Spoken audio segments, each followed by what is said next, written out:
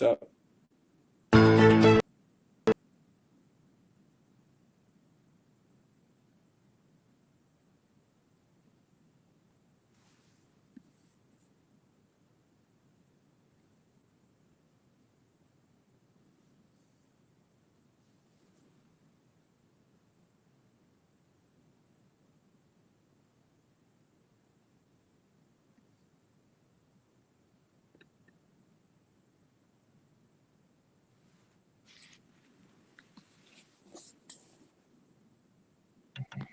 All right. Welcome to T0 Endurance webinar series, soon to be the In the Zone webinar series by Endurance Zone. We have a gentleman who's hiding in the shadows. No, it is not a CIA operative. It is are we doing video here? Yes, sir. Oh, I wish you would have let me know. I would have dressed up, I mean, Oh, no. I like the CIA look from you. It's perfect. Well, it's great to have you on the show today. Yeah, I'm sorry. I thought we were just doing audio. No, we're doing perfect. Video. You look good. You look good. You look good. Do I need to do makeup? No. As you can tell, I didn't do it either, so we're good to go. No, you're always a pretty boy. So you've been having to wrangle kids and try to train and do all this stuff in this challenging time. Tell us how the household has been going. Yeah, household's been good. I mean, so many people are talking about having to take care of their kids, and I mean, I'm doing things I never thought I'd do with my kids, and spending a lot of time with them, and I mean, I got them 50 hours a week, so Monday through Friday, it's I'm get a little bit of training here and there, but I mean, mainly I'm playing dad, teaching kids, and changing diapers. So I mean, we have. I mean, our oldest is just turned 5 in February when this whole COVID thing started. So Wow. We got and our youngest just turned 1. So so it's no pressure at all. No, yeah. So I'm feeding bottles. I am doing all sorts of stuff, And I mean, ran with the other kids. I did 1 bottle a day, usually the morning one. But and with this one, it's I'm feeding all day. I'm putting down for naps. Everybody's like, well, you want to get them on the same nap schedule? I'm like, no, I want them staggered, so I don't. It's not 3 on 1. It's 2 on 1. Yeah, if you watch the Michael Jordan documentary, you gotta play a little zone, but you mainly want to stick man to man. Yes, you want to do that as much as possible, and it's been a lot of fun, and it's been terrific, and I mean, maybe I definitely I'm not as fit as I was last year at this time, but actually last year at this time I wasn't training. I was in a hospital because we just had a baby, so. You've had a lot of different life changes, and well, I mean, we went. It's interesting. A couple of the younger middle-aged pros, the guys that I race, they're having their first kid, or they're just saying they're announcing, or they're getting married, and they're just starting this, and I'm like, oh, you just wait the multiplication factor. I got 2 7-year-old dogs. I got a 5-year-old kid, a 3-year-old kid, a 1-year-old kid. You wait, man. They grow quickly. And it's hard being a triathlete, because that's the thing is like, being a triathlete and also being a parent is not an easy thing because you have to get in the hours because it literally is hours of work. And at the same time, you want to be there for the kids. Yeah, I mean, yes, it's always, especially when you're in the deepest part of training where you're killing it. And I'm the master of games where I can lay on the floor and the kids can run around and exhaust themselves because physically, I can't do it. But right now I'm not in that type of training. There's no need to be, and I mean, when I watch or follow what people are doing on the virtual stage, it kind of at times it gives me some anxiety of I need to be training, I need to be getting it, and then on the same note, it's kind of like I don't understand why they're killing themselves right now. I mean, I think you need to keep a base set of fitness, and when we finally find out when we're going to start racing, we can you're 8 to 12 weeks from peak fitness. Right, and that's the biggest thing is that unknown. That how do you deal with that in your mind of this is your job, And how do you deal with that in your mind of that unknown of when are we going to get back to racing? It's a very interesting time of sports, and I mean, there's a lot of people with a lot of different takes on what the immediate future and the distant future hold. So, I mean, we definitely have this thing of, Lubbock basically said their race is on in the end of June. I mean, Right. granted, there's no pro race, there's an age group race, but, I just, I don't know. I don't know. Yeah, I mean, that's the best answer you can give at this point. I want to go back in time though, because I think one of the biggest things for me that I know about you is that mental toughness and, that strength that you got definitely after you had that accident. Which That, one? yeah, Yeah, exactly. which Yeah, one? good point. Which one? The last one, the most recent one Okay. that really was not just could take you out of the sport, but could take you out of life. And I Oh yeah, think, I mean, yeah, uh, tell us more about that one. the fact that I'm still able to race, I mean, still able to walk, still able to do anything it's just, I mean, I don't take for granted any day, any workout, any start finish line. I mean, before I used to be a lot more tied up in my training, before 2016.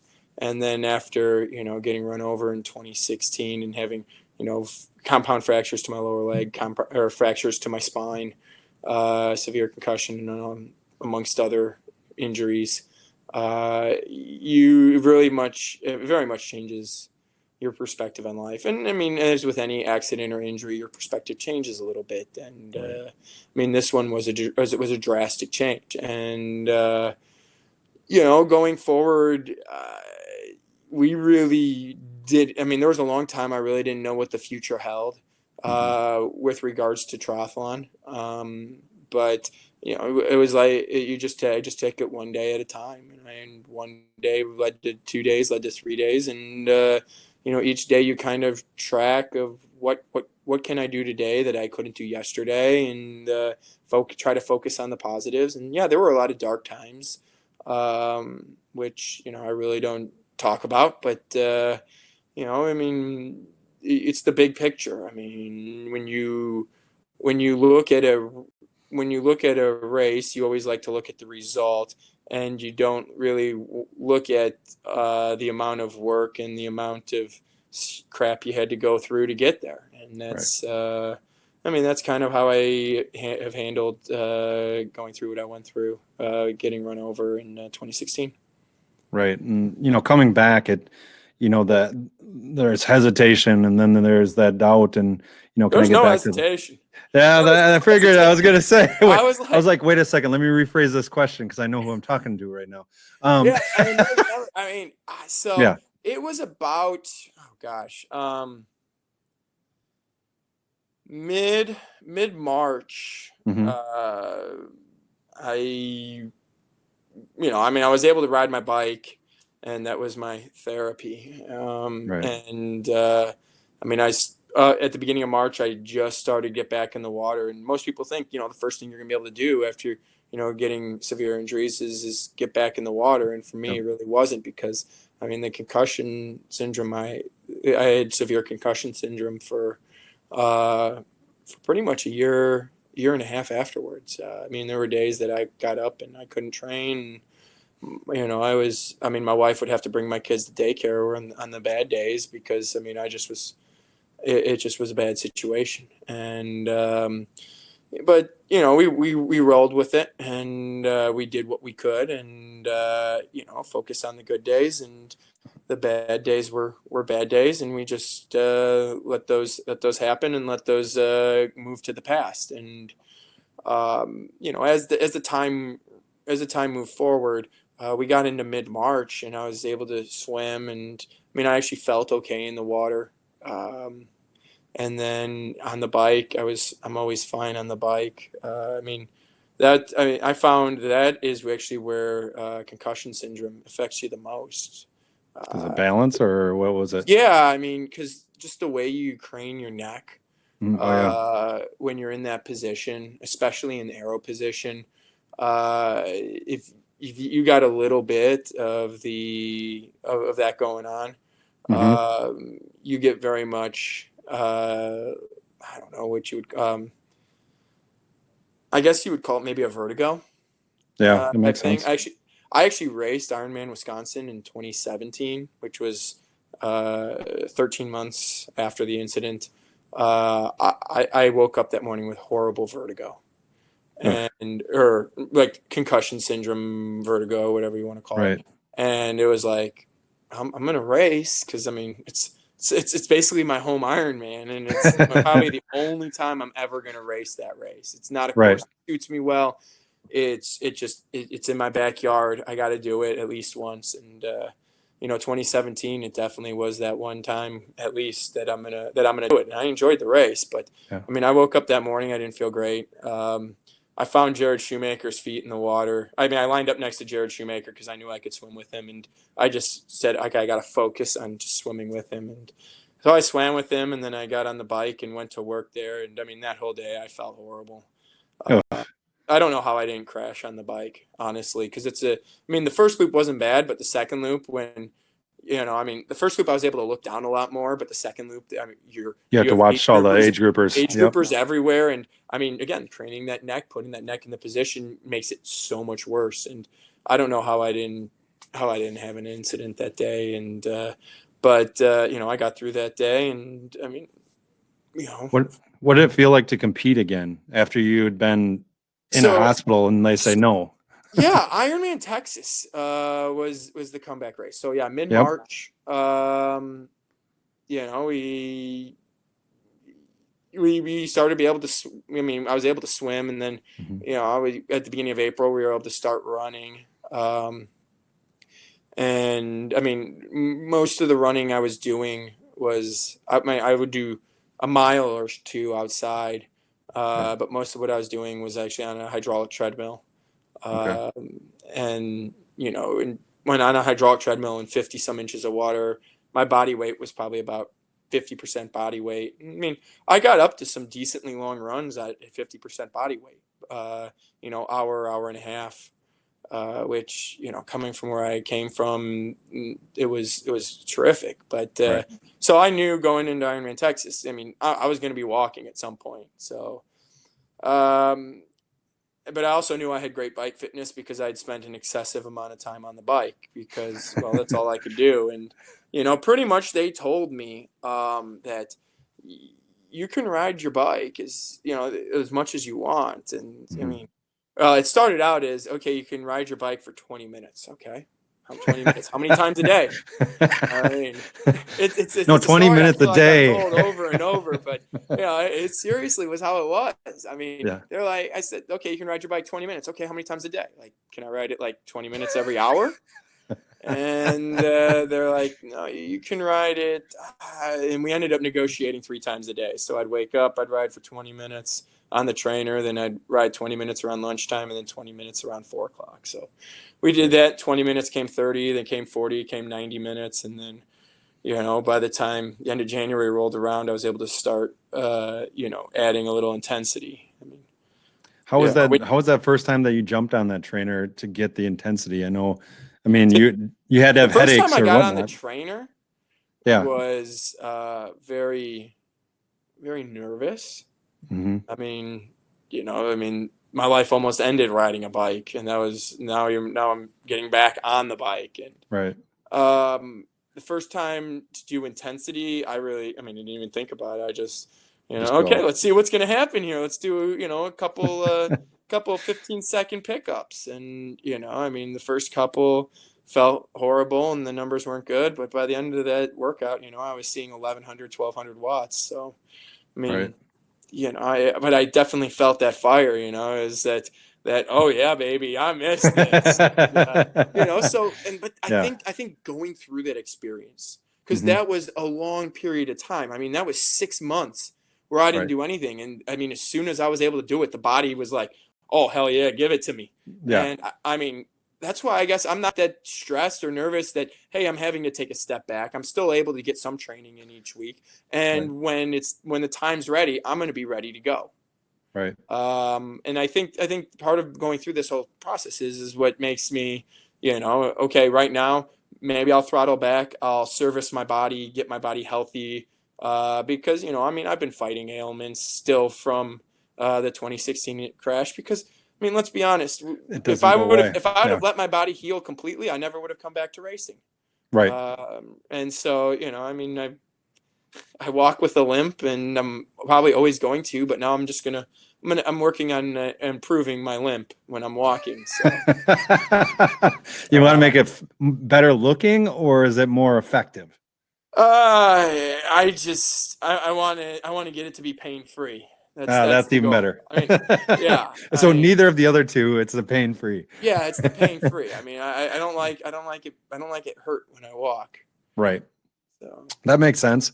Now you are the biking extraordinaire. What are some of the tips? People look at you and you go, what is it that he does that makes him different? Like, cause you are off the head part in Kona, and many races you make people look like they're standing still. Especially I saw you at Ironman Wisconsin, and I was actually standing still while you went by me. But how well, do you that's because you wear a not on the helmet, bike? not very aero, and you wear a fire suit on the bike, and I don't know how you do that. It's got to be a little chafing in the crotch there with that Oh, fire suit. it's terrible. It's terrible. But what would you say are like some of the tips that people could take away from how fast you ride? What are the things that you do that makes that happen? Besides just the power. it's every piece of sand. It's every piece of sand in the right direction. Attention to detail of everything. I think one of the biggest things I do is I do a lot of core strengthening, and that allows me to stay in the aero position for long periods of time, and not break aero position. You see it so often where you look at you go on finishers picks or marathon photos or whoever does the photos for the race.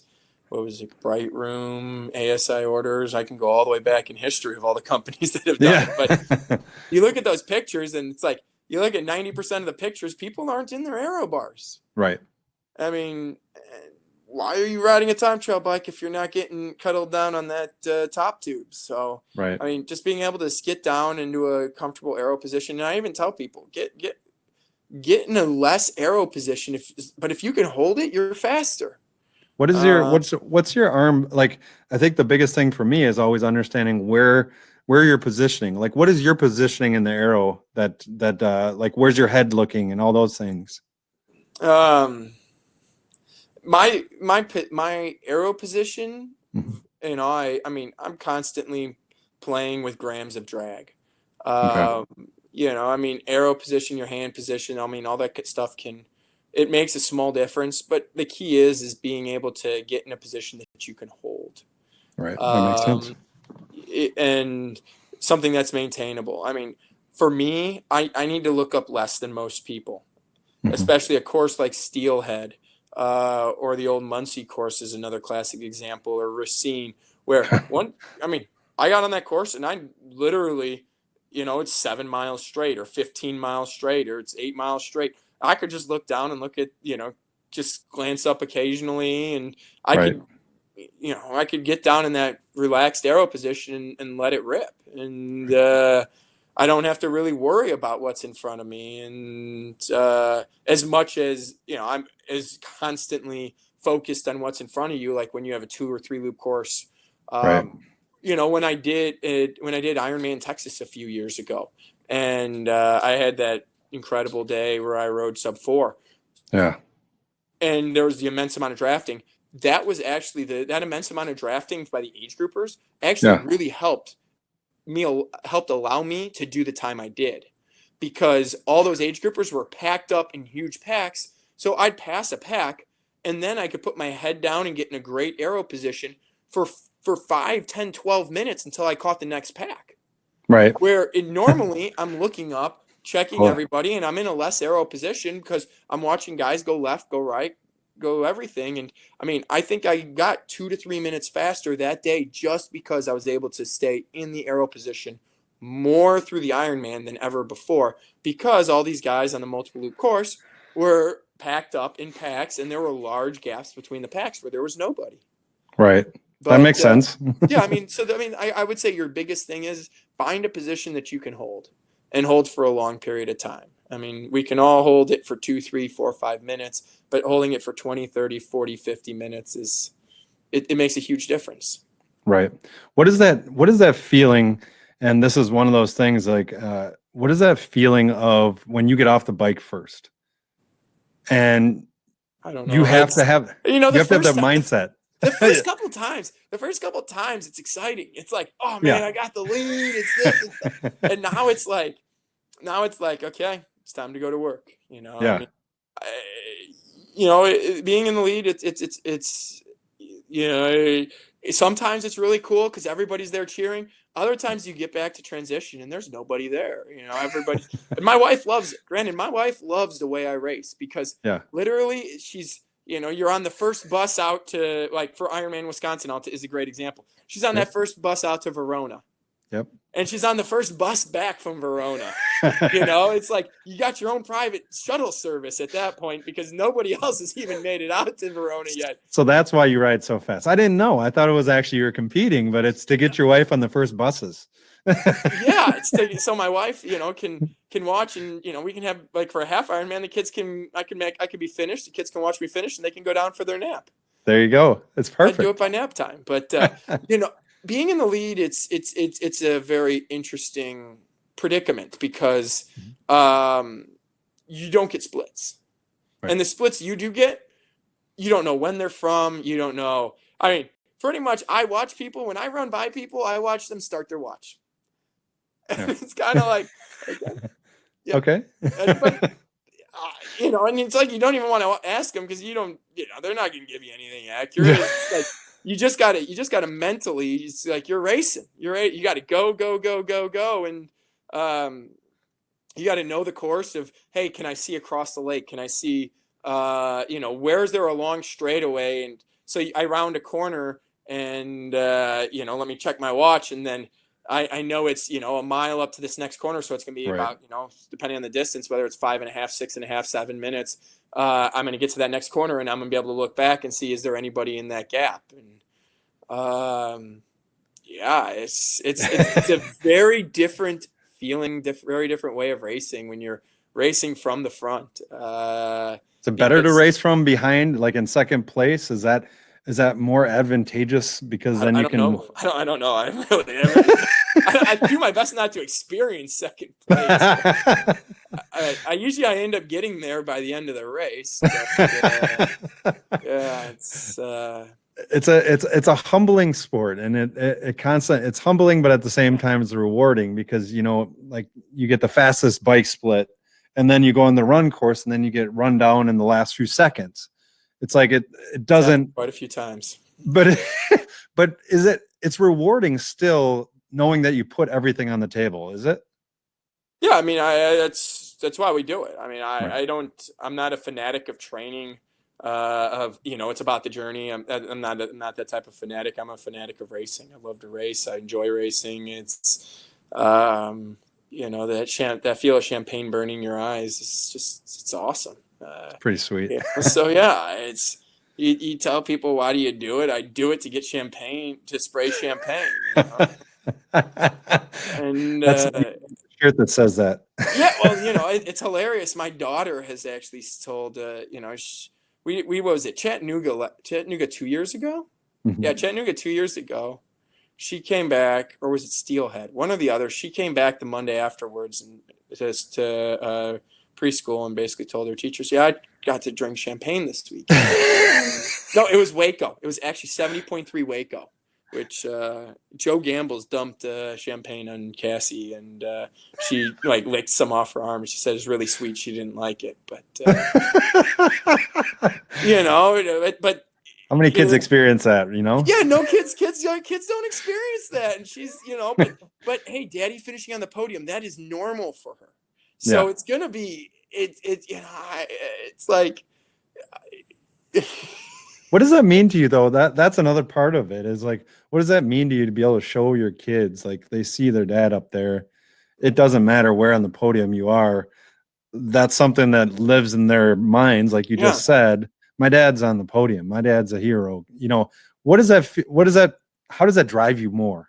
It's yeah. I mean, it definitely does because I mean, I want my youngest daughter, who's one right now, to be able to experience what my 5-year-old has seen over the years, and Mhm. so yeah, I ain't going away. So if anybody who wants to get got of me, it's not happening anytime soon. I got longevity now, but Well, I'll tell all the bus drivers and truck drivers. yeah, we got to get a pro race. We got to get a pro race back in Wisconsin now. So There you go. We'll uh, have to figure that out. yeah, but it's. I mean, I really just my daughter is super competitive. She's got that super competitive itch, and like everybody, especially her teachers, say, "Hey, you know what? You guys need to work with Cassie on, everybody gets a shot to win." I'm like, with most parents, it's probably it's Yeah. yeah, okay, but it's like in our household, it's that's what pays the bills. Right. Second place pays half as many bills as first place. Right. Third place pays half as many as second place. And if you finish fourth or fifth, that doesn't pay bills. No. Okay, that's That break even for the trip. So, right. you got to, finishing on the podium. My daughter still reminds me that when she went to Kona, the year she went to Kona, that I had a bad race. We don't like going to, like her friends go to Hawaii. Yeah, we don't like going to Hawaii. My daddy had a bad race there. We don't like That's Hawaii. Yep, no, we don't. but hey, getting off the bike first, a lot of those things, it's like it is like I said before, it's humbling, but at the same time, it's rewarding and it gives you a lot of things that you can look forward to. I mean, especially the challenges that you have went through, and to Yeah. come out the other side and show your kids that it's possible. Yeah, I mean, yes, and that is for sure is, um, and we all go through different hard times in life, and there's a lot of people going through hard times right now, and it's, some people, one of the things that I can't remember a couple people actually told me that, you take notes each day of what you can do and something, 2 or 3 things that you could do that you couldn't do yesterday that you could do better today that you couldn't do yesterday, and then write one thing that you're still working on that you really want to do. And I never actually did that. I actually had a notebook that I wrote notes of what I needed to remember for the day. Right. Yeah, and so anybody who's gone through a bad concussion knows what that's about. And or just and and you can look back at it and say, okay, yeah, I'm improving, and and it can give you motivation, or and for a lot of people, that's what they need. And Right. I mean, just every day is a baby step forward, and I like. My old run coach used to tell me, inch by inch is a cinch, yard by yard is hard. And so inching forward, one day, one thing at a time, is a lot easier than, you know, I mean, looking at an Ironman finish line in August of 2016 never seemed to be possible. But Right. and even in February of 2017 wasn't possible. And somehow in the end of April of 2017, it happened. And that was a, I think I ran 13, 12 miles that day, which was the longest run I'd done by 9 miles. After a 112-mile bike, Right. after a 2.4-mile swim, and then everybody's like, go, go, go, and I'm just like, I'm fine with No, no, walking. no. I'm fine with walking. Most days I'm not fine with walking. Yeah. There's been 2 Ironmans where I've been perfectly fine with walking, and that was Roth after I had hip surgery, and that was Ironman Florida of 2017. So, Yeah. to be able to bring it home that day, and my run split was still faster than my bike split. So,